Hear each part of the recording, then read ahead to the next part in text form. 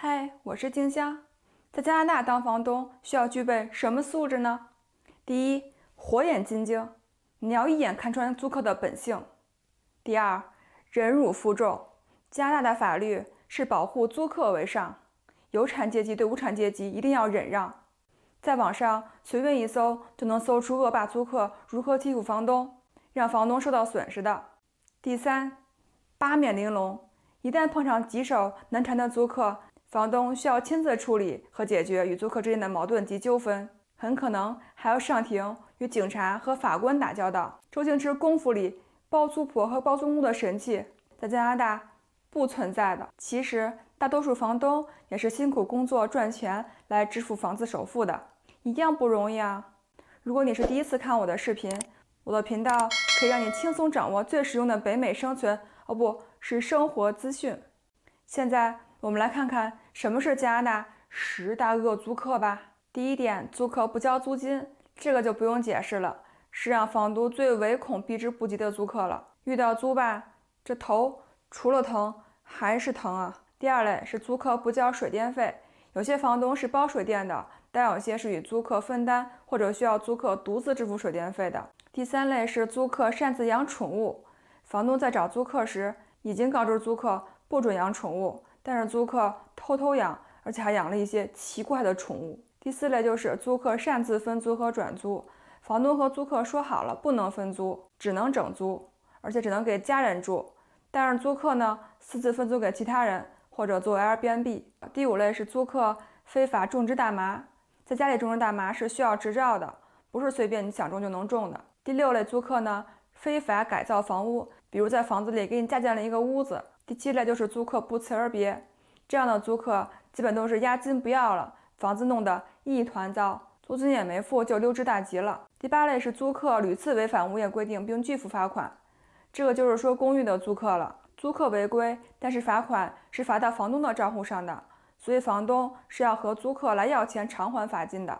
第九类恶租客呢是破坏房屋或家具，比如房屋漏水了不告诉你，水把地板都泡坏了的情况。第10类呢是租客很脏，垃圾脏衣服摆一地，打开门可能都没有地方下脚。那么重点来了，我们如何清走恶租客呢？如果租约不是固定租约，可以提前1个月，或者按照当初签署的合同的约定通知直接赶走租客。如果是固定租约，租约需要结束了才能赶走租客。请走租客的方法有以下3种：一、卖房子，卖掉房子后，买家要给房客发一个通知，说我要搬进来住。2、收回房子自住，就是说房东自己回来住。3、装修拆迁，装修是需要很大的装修，租客实在没法在里边住了，装修好了还要给这个租客优先选择权，比如说我要收多少租金，你是否想回来继续住，如果租客不愿意才能租给别人。请走租客的通知我们分4点来说。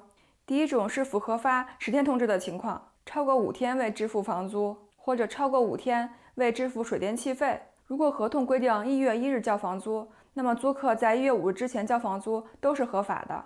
如果1月6日还未交，经过沟通还是没有进展，就可以发这个通知了。2、符合发1个月通知的情况，如果签合约30天内未支付押金或者宠物押金，就可以发这个通知了。或者是连续3次迟交房租的情况，以及收到违约通知持续不守合约，比如不能乱扔垃圾等合同里注明的，但是租客没有守约。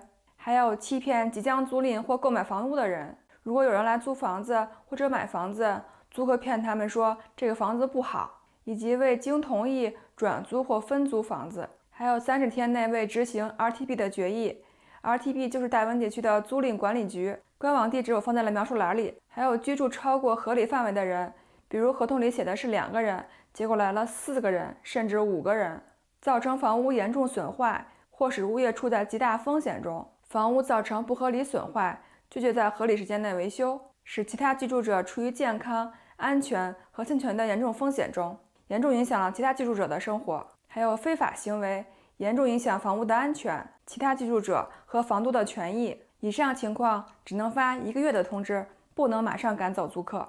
3、符合发2个月通知的情况，这个是在没有固定租约的情况下才能做的。1、房东或近亲自住，像是配偶、孩子或者父母。2、房子卖掉了，买家或近亲自住，比如配偶、孩子、父母。4. 符合发放4个月通知的情况。第一点是重大施工、拆迁、居住性质改变。第二点是重大装修、维修，比如改变管道啊、改变电路、改变格局等，而且是必须清空房子的装修施工才可以结束合约。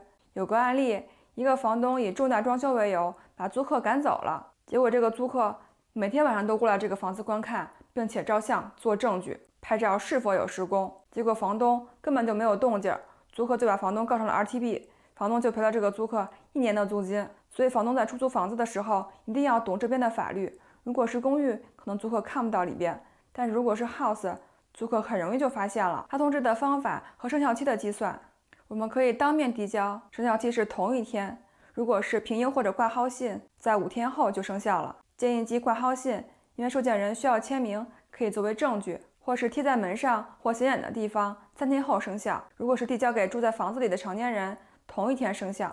放在信箱内呢，是3天后生效。租客提供的传真号码是3天后生效。以这方法最好找证人和照片留证据。不可以被接受的方法，第一点是放在门缝里，第二点是 email 或者手机短信。房东以资助理由请走租客后，如果没有居住或者居住少于6个月，或者与解约通知不符的情况，那么房东要赔偿租客12个月的租金的。比如租约到期了，房东要在15天内把租金还给租客。如果没有及时还给租客，租客可以申请双倍赔偿。房东何时申请进入权文件呢？如果租客不交租金，又不走，又不给看房，又不让你维修，房东就可以申请进驻权文件了。房东要给 RTP 打电话做一个公听会，进行房东、法官和租客的3方会谈。房东来提供一些证据，比如租客没有交租金的证据，或者为什么请他走的证据。如果房东胜诉，就会发一个进驻权文件给房客，收回钥匙。如果租客还是不配合怎么办？需要在高级法院申请 Writ of Possession， 申请费为120加币，当天可以拿到。有了这个文件，就可以申请法警赶走租客，费用为1000到3500加币左右。如果租客把家具留在房子里没有搬走，房东还要付搬家费，而且要在法警的监督下把家具清空。所以房东赶走租客最不希望的就是走到这一步，因为法警的费用太高了。找房客注意事项： 1. 一定要进行性奴调查，需要房客主动提供。 2. 政府报税单，自雇人士没有收入证明可以提供报税单。 3. 银行账户月结单，比如留学生没有报税单也没有收入证明，银行月结单上就可以体现父母给他打多少钱以及他的开销存款。 4. 工作证明信。 5. 收入证明。 6. 上任房东的联系方式，当然这个联系到了呢，也不能完全信，因为如果上任房东想赶走房客的话，会给他说好话，甚至租客会给一个假的联系方式。 7. 社交网站调查，可以根据名字去查，看他平时的生活是什么样的，是不是爱喝酒啊，爱开 party 啊，也可以看出他的性格是什么。拒绝访客的时候呢，最好不要留下书信的方式说我为什么拒绝你，因为很有可能被对方当成歧视。比如对方领政府救济金，或者有残疾、单身母亲，或者说你有小孩我不租你，不能以这些理由来拒绝租客。房东只能以经济理由来拒绝房客，比如跟租客说我这里有很多个潜在租客，因为经济的考量，另一个租客更适合我的房子，或者说那个房客付的租金更多。怎么样，这期视频干货是不是超级多呀？喜欢就请给我点个赞，订阅我并开启通知小铃铛吧。我是静香，愿意与你探讨北美华人生活和文化，欢迎留言讨论，我们下周6见啦。